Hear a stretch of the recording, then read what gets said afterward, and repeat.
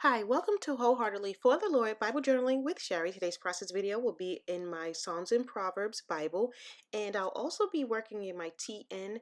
I will be using a kit from Beautiful Good News. These cute lovebirds, you can use these lovebirds anywhere.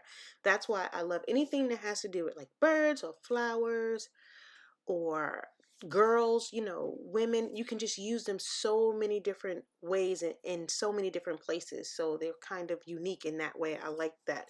And I love these birds. I love the color of it. It looks like it's a painting of these birds. So I'll be using this today, and I will be in Proverbs chapter 10, verse 12.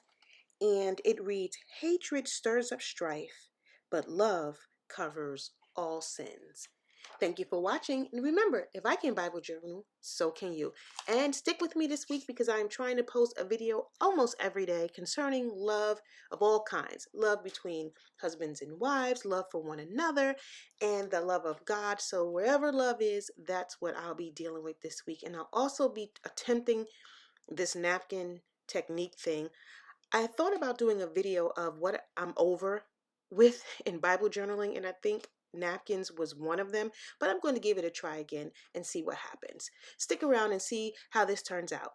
Take care. For those of you who have mastered the napkin technique, I would like to get better because I do think it's a great technique. So if you see anything that I'm doing that's incorrect or that I can fix or make better, please let me know. I am using Mod Podge to lay down the glue, whatever Mod Podge is. And then I did take off the layer of the napkin as I'm supposed to give it that thin layer, and I'm going to put Mod Podge over the napkin as well as that sandwich type of thing. So if I put too much or put too little, let me know. Once it was done, and I'm using a matte finished Mod Podge, and once it was done and dried, it was okay. But I've seen people's napkin techniques and it looks like it's just seamlessly on the page. Mine kind of looks rough and jagged.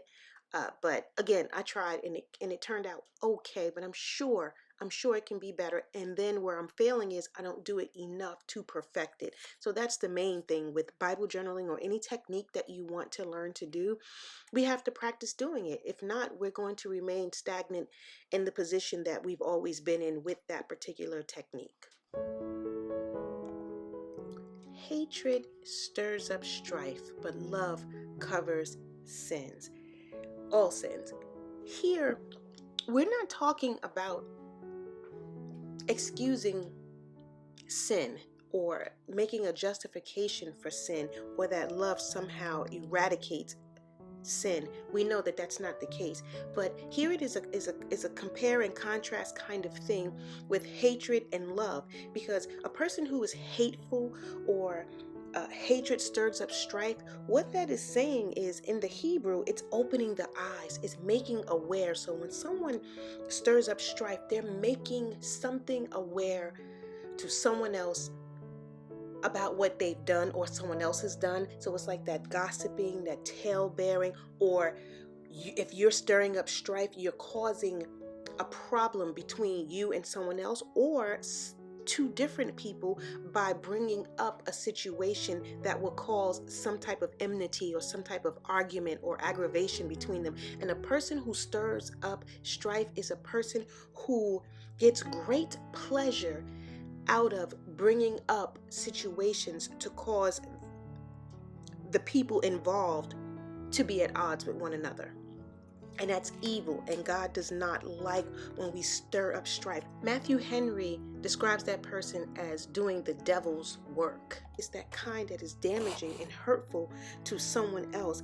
It's bringing offenses and injuries and faults up in order to cause a problem, whereas love does the complete opposite. When we love one another, we cover each other. We cover the faults of another person. We don't allow someone else to bring up and stir up things about that person. We dispel it. We bring it down. Whether it's true or not, we don't want to cause an issue between brothers and sisters. And a person who loves always seeks an occasion to bring about peace, to bring about harmony.